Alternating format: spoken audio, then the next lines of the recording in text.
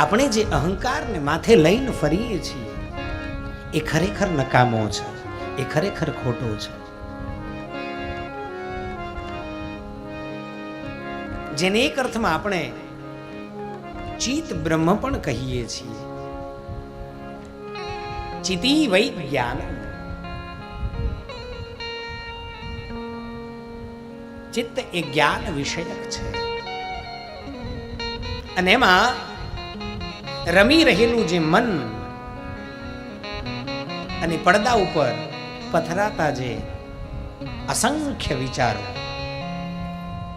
અને અસંખ્ય વિચારોથી બનતું જે વંટોળ છે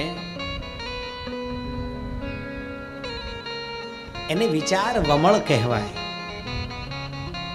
એ વિચાર વમળથી પર ઊભા રહી અને પછી આ રસ્તાને જોવાનો છે.